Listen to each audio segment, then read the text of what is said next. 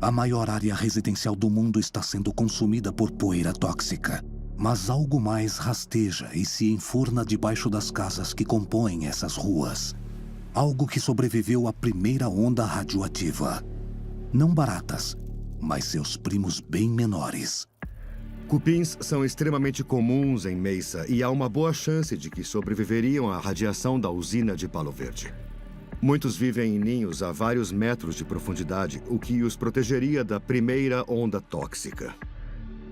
Insetos como baratas e cupins, nós já sabemos, são resistentes à radiação, muito mais do que seres humanos ou outros mamíferos. Células orgânicas são mais suscetíveis à radiação quando estão se dividindo. E no organismo humano temos milhões de células se dividindo todos os dias. Mas o cupim só divide suas células quando está em movimento. Junte a isso seus ciclos reprodutivos extremamente rápidos e os cupins poderiam muito bem se adaptar a um ambiente pós-desastre nuclear, como os cientistas já viram na área ao redor de Chernobyl. Os cupins esperaram o momento certo e saíram de seus ninhos como uma praga, atacando as fundações de madeira das casas residenciais de Mesa. A dieta deles consiste de materiais orgânicos podres e madeira. Uma espécie em particular, um cupim subterrâneo. É tão onipresente que é conhecido como cupim do Arizona. Também é a espécie de cupim mais destrutiva para casas de toda a região do Arizona. Só é preciso ter uma microfenda nos alicerces de menos de 1,5 milímetro para eles entrarem. Os cupins se banqueteiam nas vigas de sustentação, estruturas e alicerces, e sem os exterminadores humanos para contê-los, sua população explode. Uma rainha coloca aproximadamente 40 mil ovos por dia e tem uma expectativa de vida de mais ou menos 20 anos. A colônia nunca dorme e nunca para de comer. A maior área residencial do mundo é atacada por fora e consumida por dentro. Quanto tempo até que não sobre nada além de poeira?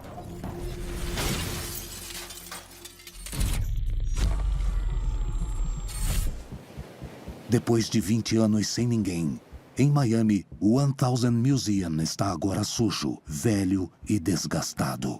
Mas o prédio em si continua em pé. Um pequeno furacão está agitando os céus em alto mar.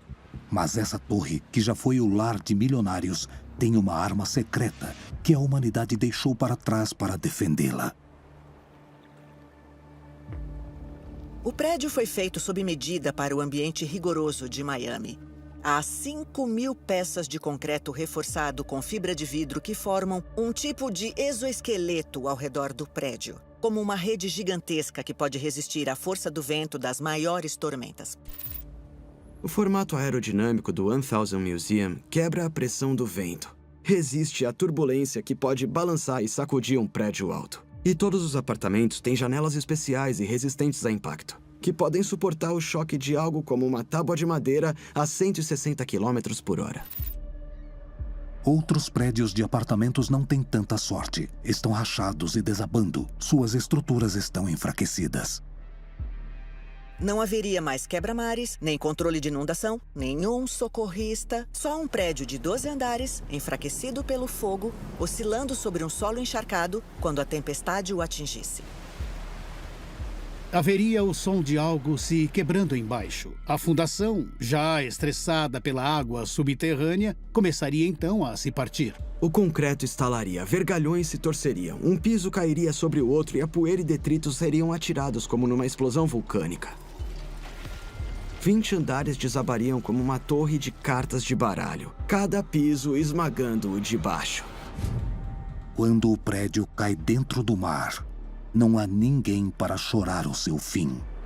Nenhuma equipe para reconstruí-lo. Só um cadáver de concreto e metal retorcido, reivindicado pelo oceano. No Arizona, décadas de chuva radioativa e uma infestação de cupins que sobreviveram a ela transformaram a região nas ruínas sem vida de uma civilização perdida. Eles não devoram pedaços grandes de madeira. Em vez disso, fazem túneis na madeira, o que enfraquece a estrutura geral, comprometendo a integridade estrutural de toda a casa. Uma a uma, antes casas enormes, símbolos cobiçados de uma vida de classe média segura, são agora pilhas de entulho. As casas foram enfraquecidas por conta da chuva radioativa, viraram queijos suíços graças a cupins famintos e agora estão frágeis demais para sustentar o seu próprio peso. E a gravidade dá o golpe final.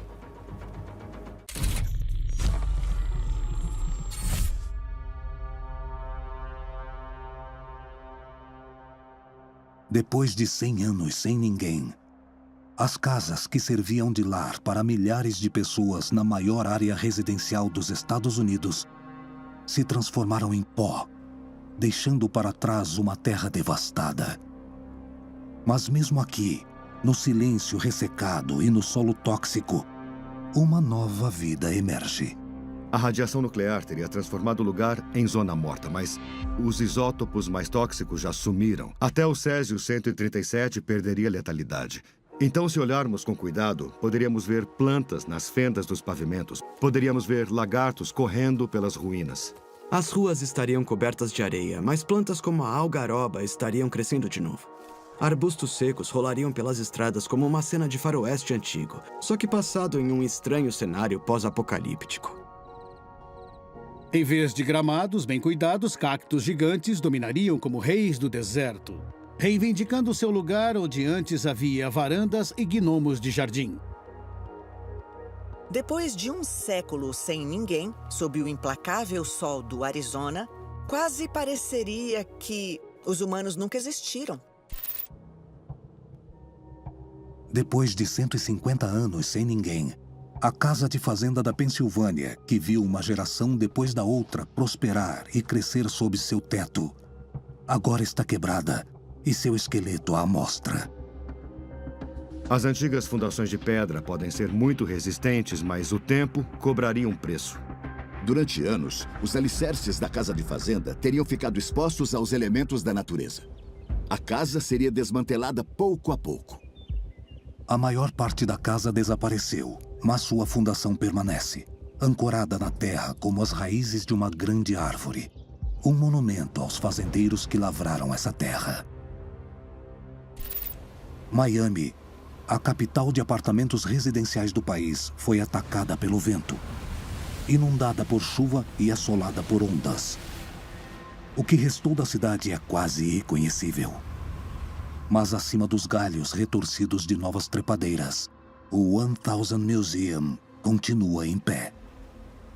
O 1000 Museum teria suportado décadas de tempestades, calor e aumento do nível do mar, graças a seu exoesqueleto de concreto reforçado e design de ponta. Foi construído para durar e ele durou até ali.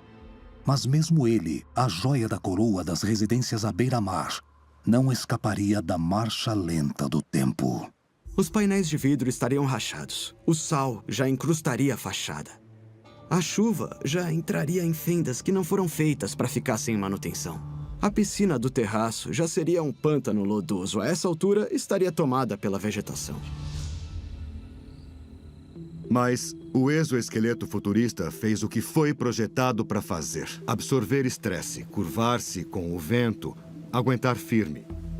A parte externa teria cicatrizes, vidros quebrados, painéis de metal retorcido, concreto com crosta de sal, mas o núcleo estaria sólido. Debilitado, mas não destruído.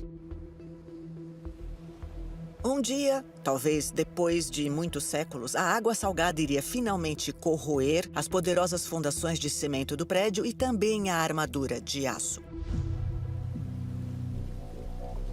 Depois de 500 anos sem ninguém,